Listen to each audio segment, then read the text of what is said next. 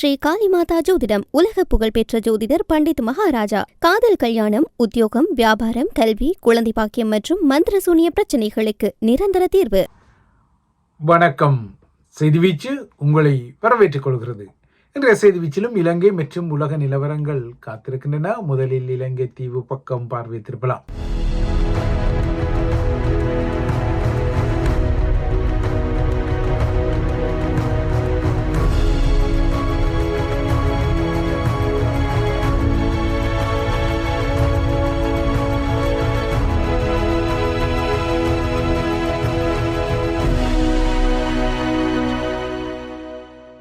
ஸ்ரீலங்காவின் பௌத்த நாட்காட்டியில் இன்று அந்த நாட்டுக்கு 234வது பொசோன் தினம்.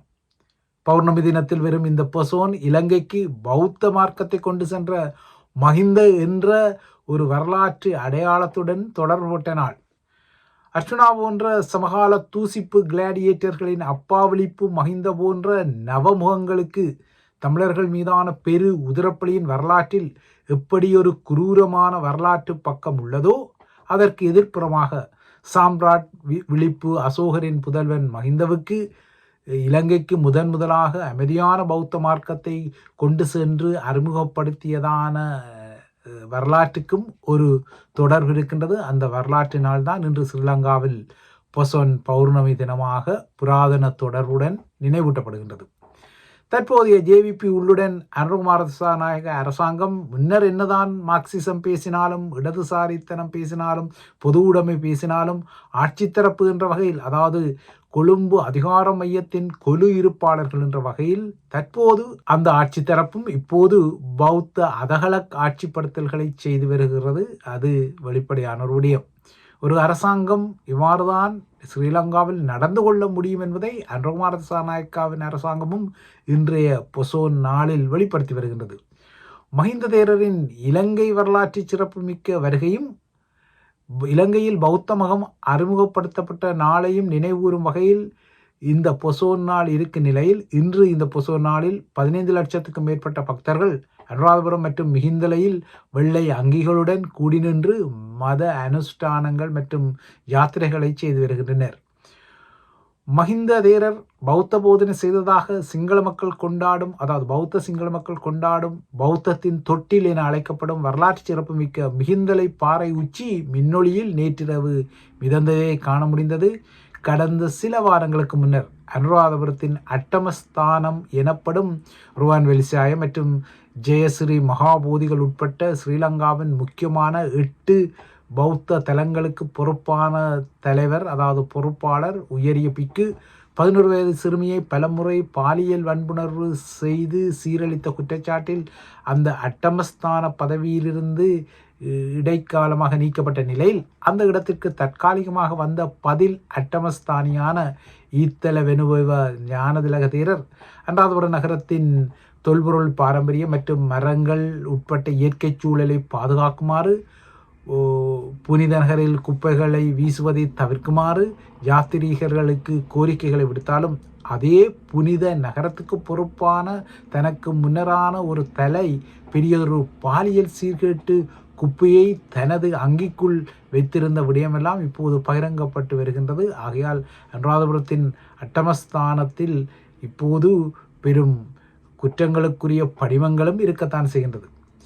இப்போதைய பொசன் நாளிலும் பிரமாண்டமான மத அனுசரிப்புகள், பௌத்த ஜாதக கதைகளை உள்ளடக்கிய ஒளிரும் பந்தல்கள், ஸ்ரீலங்கா முப்படைகள் மற்றும் காவல்துறையின் பௌத்தகி எனப்படும் பௌத்த பாடல் நிகழ்ச்சிகள், நாடு தழுவிய அளவில் 11,000க்கும் அதிகமான தன்சல் எனப்படும் உணவுதான கூடங்கள் என பொசன் அதகலங்கள் இன்றும் தெரிந்தன.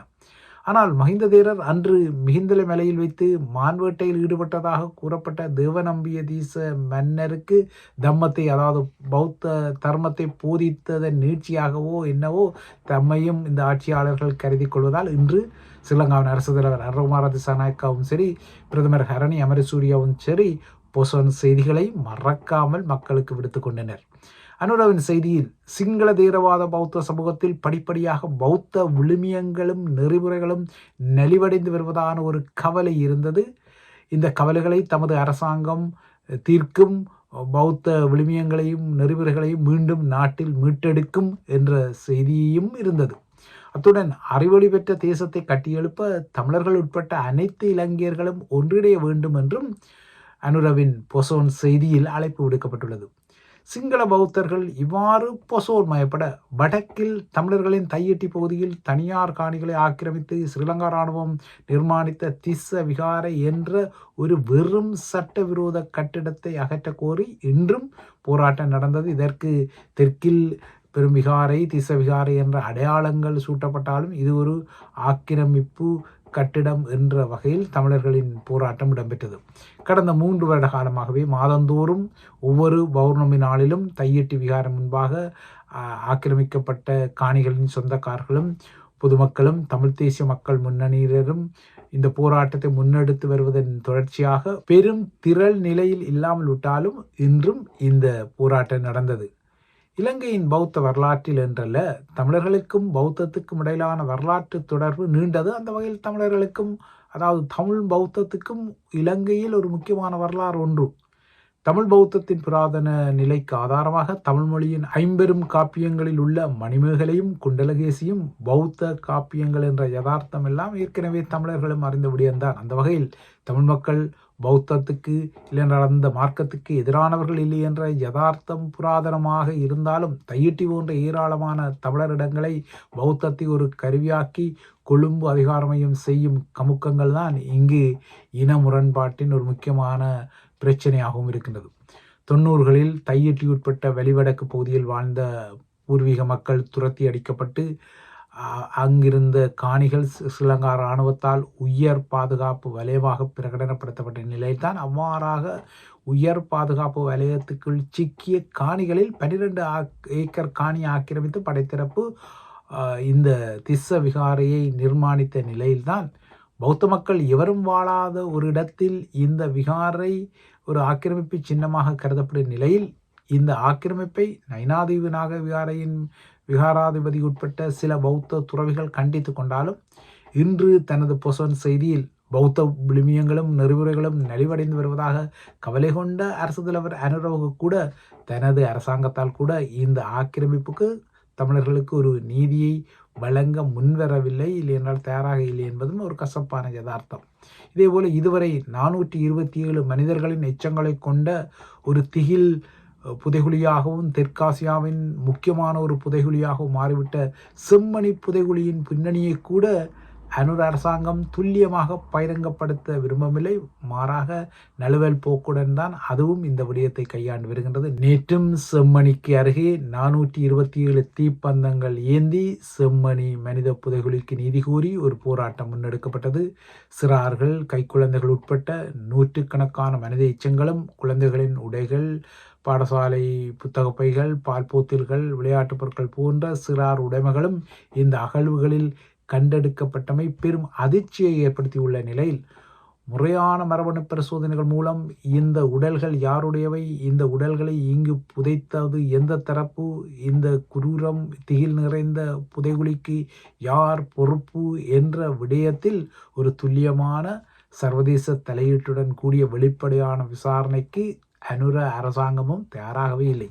இந்த நிலையில் செம்மணி இன்றும் ஒரு தகிக்கும் இடமாகவும் நீதி கூறும் இடமாகவும் மாறியிருக்கின்றது. இந்த செம்மணி பகுதியில் இன்னும் 2 மனித புதைகுழிகள் இருக்கக்கூடும் என்ற புதிய திடுக்கிடும் தகவலை, ஏற்கனவே இந்த தகவல்களை வெளியிடப்பட்ட தகவல்கள் தான் என்றாலும் புதியதாக இந்த தகவலை கிருஷாந்தி கொலையாளியான மரண தண்டனை கைதியான ஸ்ரீலங்கா படைத்துறையின் லான்ஸ் கார்பரல் சோமரட்ன ராஜபக்ஷ தனது துணைவியான சம்பாவூடாக மீண்டும் வெளிப்படுத்தி பரபரப்பை உருவாக்கியுள்ளார். செம்மணி சோதனை சாவடிக்கு அருகிலுள்ள கோவிலுக்கு முன்றலிலும் நல்லூரை நோக்கி செல்லும் செம்மணி வீதியின் ஒரு பகுதியிலும் இந்த புதிய மனித புதைகுழிகள் இருக்கலாம் என குறிப்பிடும் சோமரட்ன ராஜபக்ஷ தன்னை ஒரு சுயாதீன சாட்சியாளராக இந்த விடயத்தில் மாற்றிக்கொண்டால் இன்னும் பல திகில் உண்மைகளை வெளிக்கொணர்வதற்கு தான் தயாராக இருப்பதாகவும் தனது மனைவி மூலம் இந்த பரபரப்பு செய்தியை வெளியுலகத்திற்கு மீண்டும் ஒரு முறை வெளிப்படுத்தியிருக்கின்றார். 1996 ஆண்டில் மாணவி கிருஷாந்தி குமாரசுவாமியை பாலியல் வன்புணர்வு செய்து படுகொலை செய்த குரூர சம்பவத்தில் முதன்மை குற்றவாளியாக மரண தண்டனை தீர்ப்பளிக்கப்பட்ட இந்த லான்ஸ் கோப்ரல் இந்த புதிய பரபரப்பை வெளியிட்டுள்ளதால் இந்த விடயங்களுக்கு அனைத்துலக கண்காணிப்புடன் கூடிய சுயாதீனமான ஒரு விசாரணை தான் செம்மணி விடயத்தில் உண்மைகளை வெளிக்கொண்டு வரும் என்ற ஒரு திடமான யதார்த்தம் இருந்தாலும் அனுர அரசாங்கம் கூட வெளியக விசாரணைகளுக்கு மறுப்பு தெரிவிப்பது இந்த செம்மணி உட்பட்ட பல படுகொலை குரூரங்களுக்கு பின்னால் இருக்கக்கூடிய ஸ்ரீலங்காவின் இறையாண்மை கொண்ட மடிக்கணம் என்பது தமிழர்கள் அறிந்த விடயம். இவை இலங்கையை தழுவிய விடயங்கள். அடுத்து தமிழக நிலவரங்களை நோக்கிக் கொண்டால் திமுக கூட்டணியிலிருந்து மதிமுகவை வெளியேற்றி அதன் பொதுச் செயலாளர் வைகோ தனது ஆதரவை முதல்வர் விஜயின் தமிழக வெற்றி கழகத்துக்கு வழங்கிய நிலையில் வைகோ இந்த முடிவை எடுத்த ஒரே நாளில் மறுமலர்ச்சி திராவிட முன்னேற்ற கழகத்தின் அதாவது மதிமுகவின் முக்கிய தலைகள் திமுகவில் இணைந்து வருகின்றனர். இவ்வாறு 150க்கும் மேற்பட்ட முக்கிய நிர்வாகிகள் திமுகவில் அதிகாரபூர்வமாக நேற்று இணைந்தனர். மதிமுகவின் மூத்த தலைவர்களாக கருதப்படும் புலவர் சிவந்தியப்பன், பொடா அளவு சுந்தரம், விடுதலை வேந்தன் உட்பட்ட முக்கிய நிர்வாகிகளும் திமுகவில் ஐக்கியமாகியுள்ளனர். அளவு சுந்தரம், புலவர் சிவந்தியப்பன் ஆகியோர் வைகோவுடன் பொடாச்சட்டத்தில் கைது செய்யப்பட்டு சிறைவாசம் அனுபவித்த தலைவர்கள் என்பது குறிப்பிடத்தக்கது. இந்த நிலையில் தமிழகத்தில் எந்த நேரத்திலும் தேர்தல் வரலாம் என திமுக தலைவர் மு க ஸ்டாலின் அந்த கட்சியின் தொண்டர்களுக்கு அறிவுறுத்திய விடயமும் புதிய பரபரப்பை கிளப்பியுள்ளது. அடுத்து இறுதியாக உலக நிலவரங்களை நோக்கிக் கொண்டால் குவைத்தில் உள்ள அமெரிக்காவின் முக்கிய விமானப்படை தளமும் பஹ்ரைனில் உள்ள அமெரிக்காவின் 5ஆம் கடற்படை தளமும் கடும் அடியை வாங்கி அவற்றிலிருந்து 8 முக்கியமான தளவாட வசதிகள் கடுமையான சேதத்துக்குள்ளான நிலையில் ஈரானுக்கு எதிராக மீண்டும் அமெரிக்கா போரை ஆரம்பிக்க முடிவு செய்தால் ஈரான் முற்றாக இல்லாமல் போய்விடும் என நேற்று முன்தினம் எச்சரித்த அமெரிக்க அரசு தலைவர் டொனால்ட் ட்ரம்ப் இப்போது திடீரென ஈரானுடன் ஒரு சமாதானத்தை தேடும் அறிகுறிகளை வெளிப்படுத்தி இருக்கின்றார். இதனால் ஈரானும் அமெரிக்காவும் பரஸ்பரம் தங்கள் தாக்குதல்களை நிறுத்த ஒப்புக்கொண்டுள்ளன. நாளை கட்டாரில் 2 தரப்பும் சந்தித்து பேச உள்ளதாக புதிய செய்திகள் வந்துள்ளன. அமெரிக்க ஈரானிய ஒப்பந்தத்தின் அனைத்து அம்சங்கள் குறித்தும் தொழில்நுட்ப ரீதியான கலந்துரையாடல்கள் கட்டாரில் தொடர உள்ளதால் ஹோர்முஸால் கப்பல்கள் சுதந்திரமாக செல்லலாம் என இன்று காலை அறிவிக்கப்பட்டுள்ளது. மத்திய கிழக்கின் இந்த ஈரானிய நிலவரங்கள் உட்பட்ட மேலதிக விவரங்கள் மிக்ஸ் அண்ட் மேட்சில் வரும். அதற்காகவும் காத்திருங்கள். இறுதியாக மேற்குலகை குறிப்பாக மேற்கு ஐரோப்பாவை கடந்த சில நாட்களாக வாட்டிய வெப்ப அலை கிழக்குக்கு நகர்ந்திருப்பதால் பிரான்சில் இன்று எந்த பிராந்தியங்களுக்கும் சிவப்பு எச்சரிக்கை நிலை விடுக்கப்படவில்லை. அவையாவும் முடிவுக்கு வந்துள்ளன. எனினும் பாரிஸ் நகர் உள்ள இல்து பிரான்ஸ் உட்பட்ட 10 மாகாணங்களுக்கு தொடர்ந்தும் செம்மஞ்சள் எச்சரிக்கை வெப்பநிலை சார்ந்து விடுக்கப்பட்டுள்ளது. பிரெஞ்சு பிரதமர் செபஸ்டியன் லெகோர்னு இன்று வெப்ப அலை தாக்கத்தை மதிப்பாய்வு செய்யும் இன்னொரு அவசர அமைச்சரவை கூட்டத்தை நடத்துகின்றார். உலக சுகாதார அமைப்பின் புதிய தகவல்களின்படி ஐரோப்பாவில் ஏற்கனவே 1300க்கும் மேற்பட்ட உயிர்கள் இந்த வெப்ப அலையால் பறிக்கப்பட்டுள்ளதாகவும் பிரான்ஸை பொறுத்தவரை கடந்த மாதங்களுடன் ஒப்பிடும்போது கடந்த புதன் முதல் சுமார் 1000 மரணங்கள் மேலதிகமாக பதிவு செய்யப்பட்டுள்ளதால் இந்த மரணங்கள் யாவும் வெப்பத்தாக்க மரணங்களாக பதிவாகிக் கொள்கின்றன. இந்த தொகை ஆரம்ப தொகையாக மட்டுமே குறிப்பிடப்பட்டுள்ளதால் இந்த தொகை மேலும் உயரக்கூடும் என அஞ்சப்படுகின்றது. கடந்த ஆண்டின் இதே காலகட்டத்துடன் ஒப்பிடும்போது அவசரகால சேவைகளின் தலையீடுகள் 20% அதிகரித்துள்ளதாக பிரான்சின் உள்துறை அமைச்சர் லாரன் நூனுஸும் தெரிவித்திருக்கின்றார். பல முதியவர்கள் வெப்பத்தாக்கத்தால் பாதிக்கப்பட்டுள்ளதாகவும் மருத்துவமனைகள் மீதான அழுத்தம் தொடர்வதாகவும் வீடுகளில் மூதாளர்கள் மரணித்திருக்கும் சம்பவங்கள் அதிகமாக வருவதால் பலிகள் மேலும் அதிகரிக்கக்கூடும் என்ற அச்சம் பிரான்சில் நிலவி வருகின்றது. தற்போதைய நிலைமையை மதிப்பிடுவதற்கும் அடுத்த கட்ட நகர்வுகளை திட்டமிட்டுக் கொள்வதற்கும் இந்த வெப்ப அலையிலிருந்து கற்றுக்கொண்ட பாடங்களை மதிப்பீடு செய்வதற்கும் தான் பிரெஞ்சு பிரதமர் இன்று இந்த அவசர அமைச்சரவை கூட்டத்தை கூட்டியிருக்கிறார். இதேவேளை ஐரோப்பா தற்போது மிகவும் வெப்பமடையும் கண்டமாக மாறியுள்ளதான புதிய எச்சரிக்கைகள் வந்துள்ளன. தற்போது இந்த வெப்ப அலை ஜெர்மனி, சுவிஸ் ஆகியவற்றை கடந்து கிழக்கு ஐரோப்பாவை நோக்கி நகர்ந்து வருகின்றது. இவைதான் ஐபிசி தமிழின் செய்தி வீச்சு. தொடர்ந்தும் ஐபிசி தமிழுடன் இணைந்திருங்கள்.